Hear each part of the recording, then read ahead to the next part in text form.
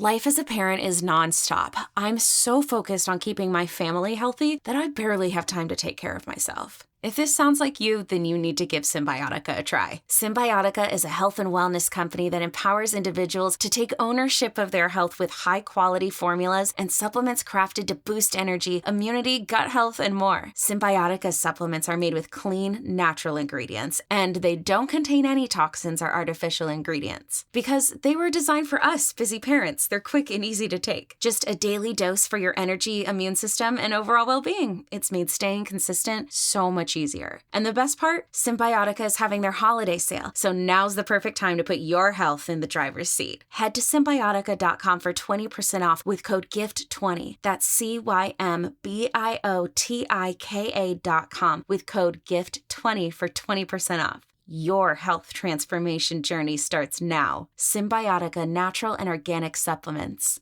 I'm Tim Fitzgerald at GoPowerCat.com. And I'm Scott Chasen with Fog.net. This is a replay of WIBW's TV show, The Drive. Here's this week's episode on the 24/7 Sports Podcast Network.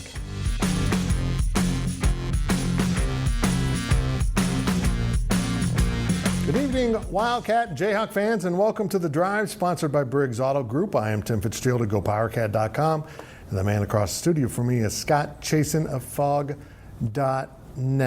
Scott, you want to just start gloating right now?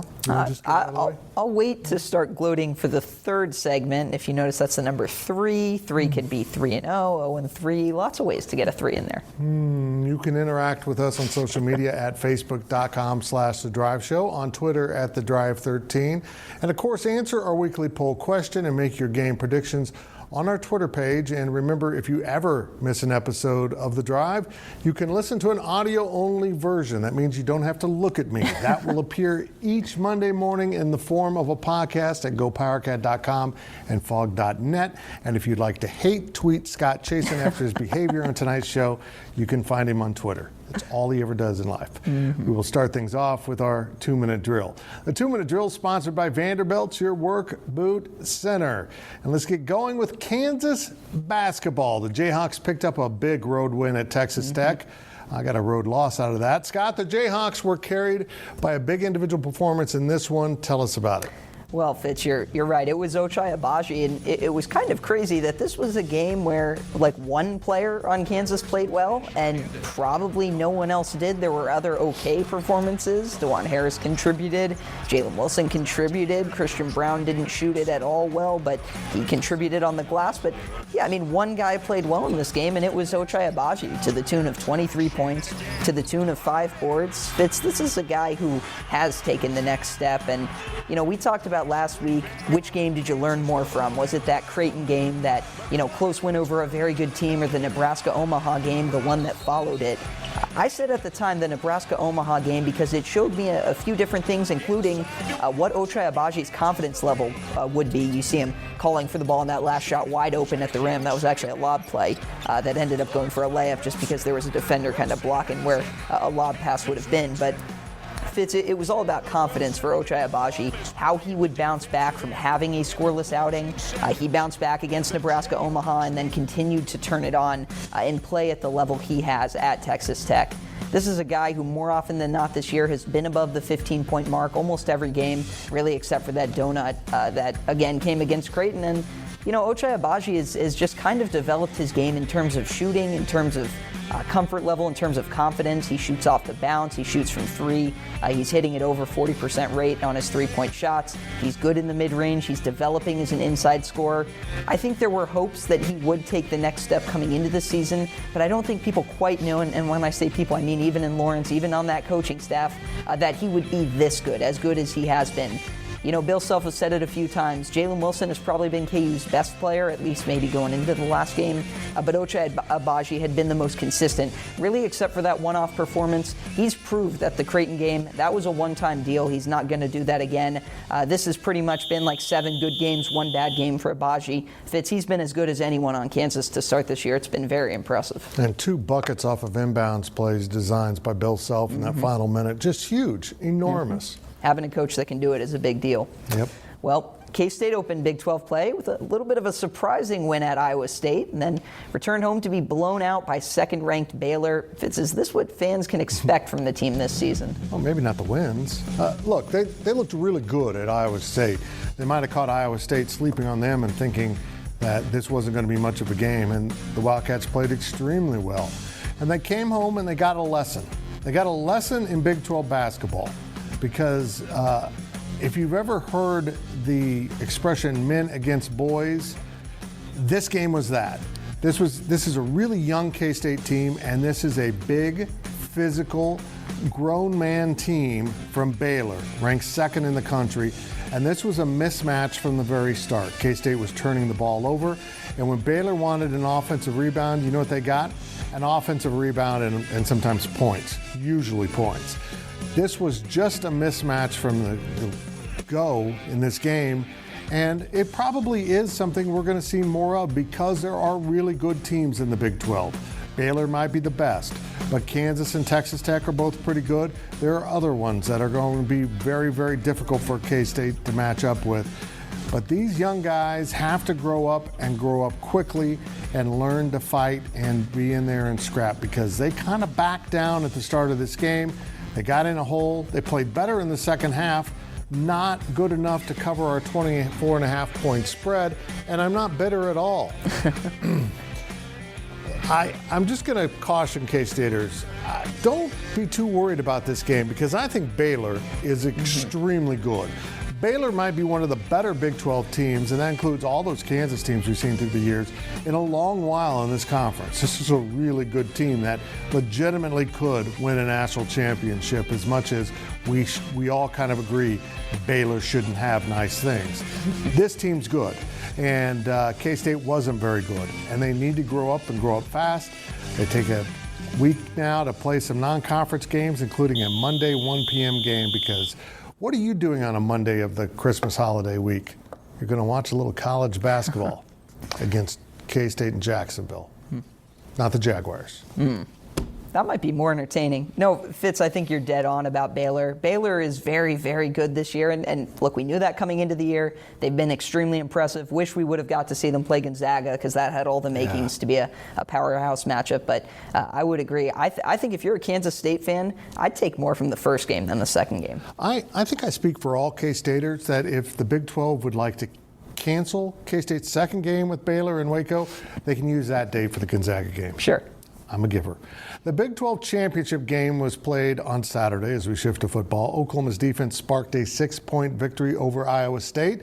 Scott, did the better team win on Saturday? You know, Fitz, I think so. And it's funny just to look at, think about it, and we'll talk about the college football playoff and what their criteria and all that stuff is later. But, their kind of edict when they set out, they wanted to find the best team. Right? And at the end of the year in Big 12 play, no one was playing better than Oklahoma. Now, look, I know Oklahoma got off to a huge lead. I know their defense, the Sooners' defense, really carried them, and this one helped them out with multiple takeaways of Brock Purdy. Yeah, I know Oklahoma didn't play its cleanest game, and maybe they didn't technically close the season back-to-back, as good as they would want. But this was a team that kind of had a midway turning point of the season. They got some players back from suspension. They got healthier. They had young players really develop, and they became a complete football team. I kind of referenced the playoff there because, quite frankly, I think if Oklahoma had a game against Notre Dame, who is in that competition, will be in the playoff, I think if that was coming up, I would take Oklahoma. I loved the way they were playing to end the year. That takes nothing away from Iowa State. Fitz, we came into the year not knowing who the best quarterback was in the Big 12, not knowing who the best team was in the Big 12. I still have no idea who the best quarterback in the Big 12 is. It might actually be Brock Purdy, even though he had some disastrous games. But look, that Iowa State team achieved so much given how it started the year against Louisiana. Kudos to them. Kudos to Matt Campbell. I just think Oklahoma's a little bit better. Yeah, Oklahoma was really good. And the difference in this game was Brock Purdy. I mean, against Kansas State that season, Brock Purdy looked like he was ready for the NFL.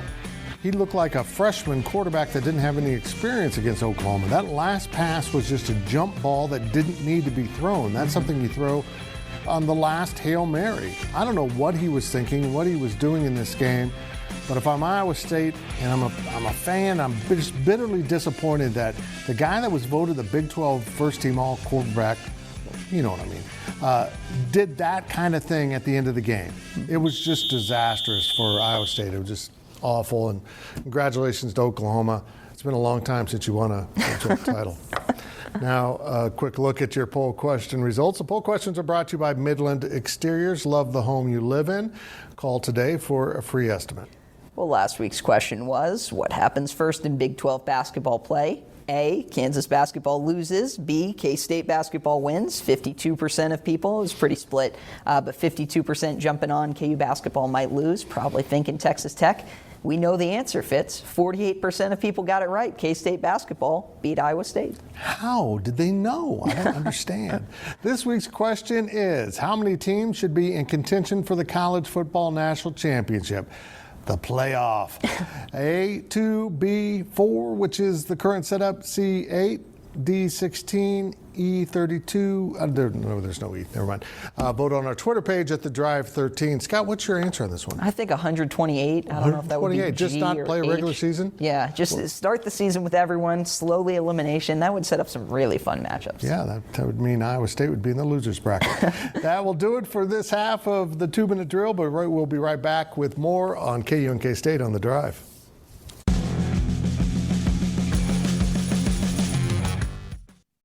Getting the crew together isn't as easy as it used to be. We get it. Life comes at you fast. But trust us, your pals are desperate for a good hang. And when they hear you stock the party with drinks from Drizzly, they'll be banging down your door. Let Drizzly, the go-to app for drink delivery, take care of the supplies. All you need is an excuse. It doesn't even have to be a good one. It's your dog's birthday. The loquats are finally ripe. Whatever. With Drizzly, you can compare prices on a massive selection of beer, wine, and spirits and get them delivered straight to your door. Which means you can entice the crew to leave their houses without ever leaving yours. Whatever the occasion, download the Drizzly app or go to drizzly.com. That's DRIZLY.com today. Must be 21 plus, not available in all locations.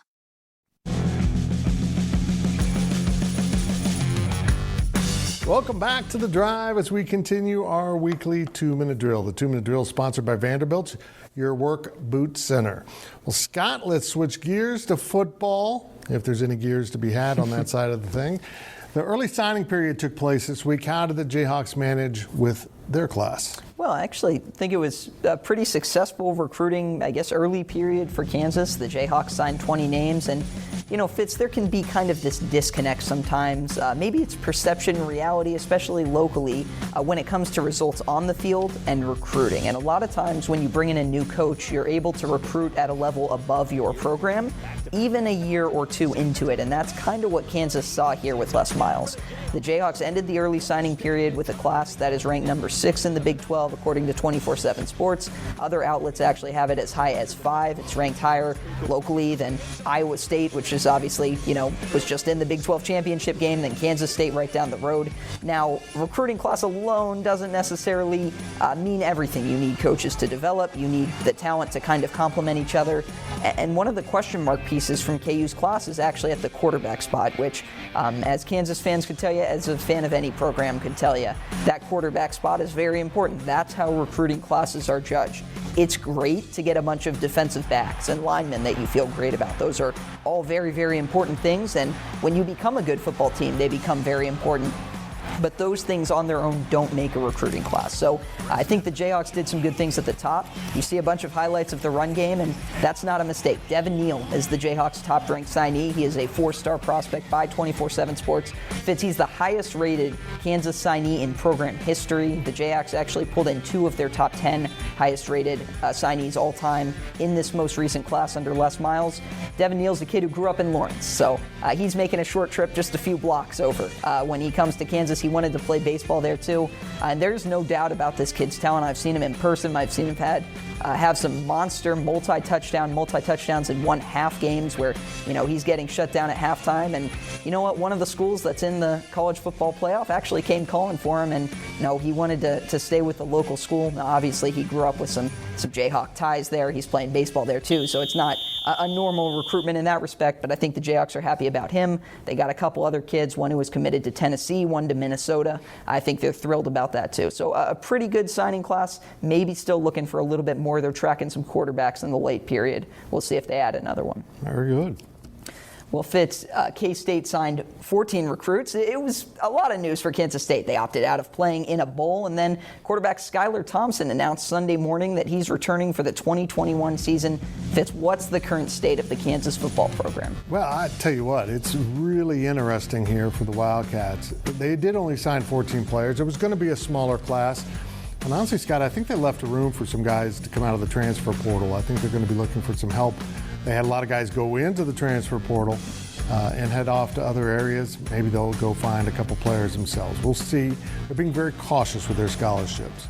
In terms of the bowl game for Kansas State, they were all gung-ho for the bowl game. They had a good week of practice using the younger guys. And then the COVID results came in, and there was a lot of it. And I kind of thought this might happen. I kind of thought the guys would take a sigh after having to do so much to stay healthy and stay out of COVID situations all football season. As soon as the regular season was over, it's almost impossible for a bunch of young guys not to kind of break protocol a little bit and go out, maybe have some fun. It was probably time for K-State to shut it down anyhow. They lost 5 in a row. They looked mentally and physically exhausted, and I know Chris Kleiman really wanted the practice, but I think the team, the players, probably just needed a break from it all. And then they got the good news on Sunday that Skylar Thompson, who only played 2 and not even a half game against Texas Tech this season, will come back for that bonus season. Of course, anyone can come back next year if you're a senior. If your team wants you back, you can come back and not count against the scholarship limit. And that's what Thompson's doing. I don't think he'll be the only one to do it for K-State, but he was the first one to announce it. So when you talk about recruiting, they signed Jake Rubley, a very highly rated quarterback out of Colorado. They will have Will Howard back, and they will have Skylar Thompson back for another senior year. And of course, then Nick Ost entered the transfer portal since he would be at best probably the 4th-string quarterback next year. So he headed off to other places. Getting Thompson back is not just good for X's and O's in terms of having a good quarterback. It's good for the locker room. He's a good leader. And this will be another young team next year. So Skylar being around is going to be a good thing. Yeah. Skylar Thompson, in my view, I think maybe yours too. I think he's underrated. I think that's a fair label to assign to him. I'm excited to see what he does next year. I agree with you. And now let's step out of bounds. And Out of Bounds is brought to you by Copeland Insurance Agency, part of your community for more than 60 years. Well, Fitz, Alabama, Clemson, Ohio State, they were the clear picks for the college football playoff, while Notre Dame earned the 4th spot. Did the committee get this right?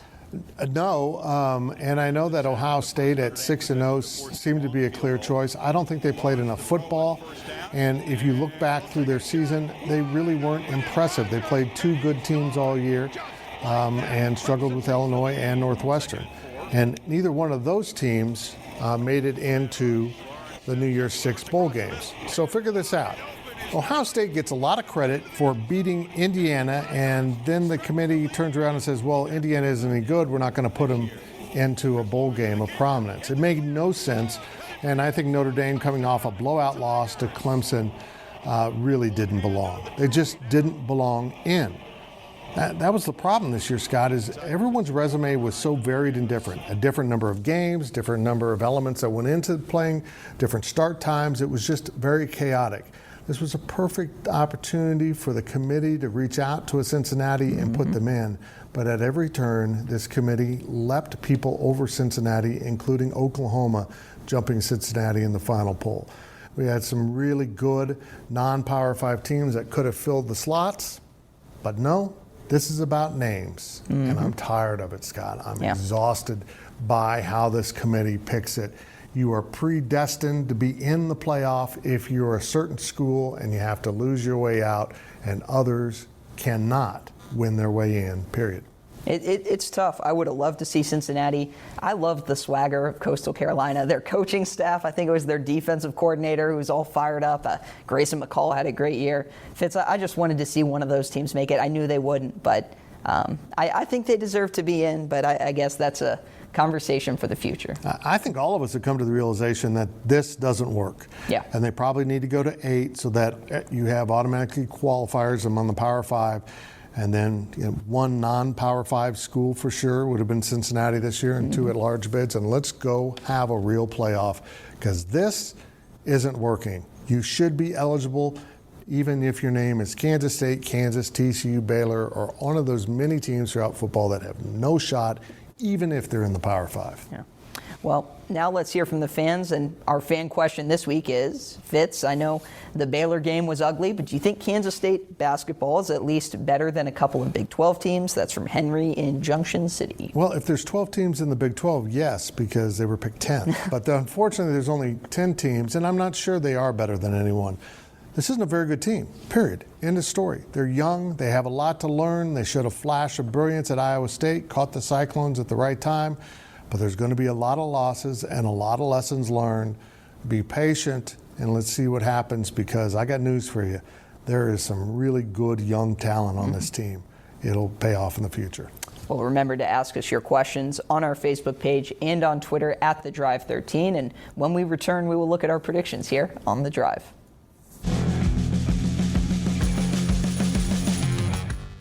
My days working, taking care of my little ones can be a lot. I checked out care.com and it was so easy for me to find local, experienced, and background check sitters.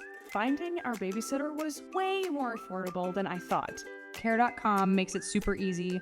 Search for qualified candidates. You can view their profiles, read reviews and ratings, check their availability, send messages directly, and get the help that you need. Care.com should be every person's go-to.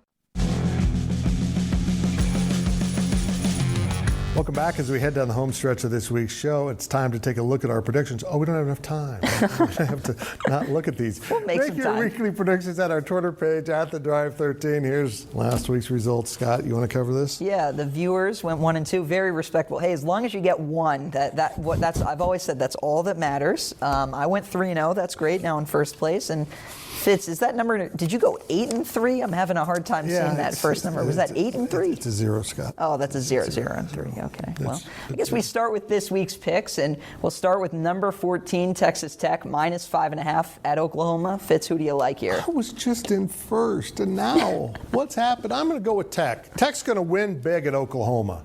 I like the Sooners. I like their shooting. I like their guard play. Give me Oklahoma there. Wow, you're just on their bandwagon. Well, next is number 8, West Virginia, plus 5.5 at number 5, Kansas. Fitz? I'll take West Virginia to lose in a close game. How's that? They're not going to win, but they're not going to lose by 6. That's been the story of Kansas, West Virginia. I will take Kansas, but that's a lot of points for a very good West Virginia team. And K-State has that weird Monday game and another bad game, so we went with this important game. It's the Falcons plus 5.5 at the Chiefs, and you know we're going to pick the Chiefs. We're both taking the Chiefs. Of course we are. Mm-hmm. Why would we not pick the Chiefs? Again, make your picks on our Twitter page at The Drive 13. Don't agree with me or you'll lose. It's now time for our On the Clock segment. On the Clock is sponsored by Carpet One, by Local, for a strong local community. Let's start with Mr. Scott Chasen of Fog.net. Well, you know, there are a lot of things that go into basketball, a lot of things that go into a lineup working or players fitting together and meshing. One of the things that was really interesting as Kansas faced Texas Tech is the Jayhawks were actually better with one big man on the floor than they were in their 5-guard lineups in terms of what the score of the game was, even though that big man really didn't play that well, and it didn't really matter who it was. Mitch Lightfoot, he really struggled. He didn't grab any rebounds. He played about 7 minutes, if I'm remembering correctly. David McCormick, too. He didn't shoot it well from the field. He only grabbed 3 rebounds in 21 minutes. But at the same time, the Jayhawks actually outscored Texas Tech by 7 points when he was on the court, and a big part of that was because of how Texas Tech had to defend the Jayhawks. They were giving up a size advantage. They were playing small. They devoted more numbers inside, and that actually freed up some three-point shooting. That won't be the same in every matchup, and I think the Jayhawks have discovered it is definitely in their best interest to go small, to go 5 guards against the bigger teams they play. They can take advantage of them. This was a matchup where it was kind of flipped. David McCormick did not play well, but he did help out the effort just by being big and being a presence. That's kind of what I do on this show. You know, K-State fans, I get it. You're going to be really restless this basketball season. You're going to be upset the Wildcats are losing so many games, and there will be more games probably like what happened with Baylor. Then again, there will probably be some times when this team pulls together and looks really good and wins a game like they did at Iowa State. I'm going to make a bold prediction right now. This group of freshmen will have a larger impact on K-State basketball than the Brown, Stokes, and Wade group. How's that for a prediction? And that's it for this week's edition of The Drive. We will see you next week right here and all week on social media. With Blue Link Plus, you can access your Hyundai Tucson Limited remotely. Doors unlocked, temperature set, lost car found. There it is. Get complimentary class-leading Blue Link Plus. Call 562-314-4603 for complete details.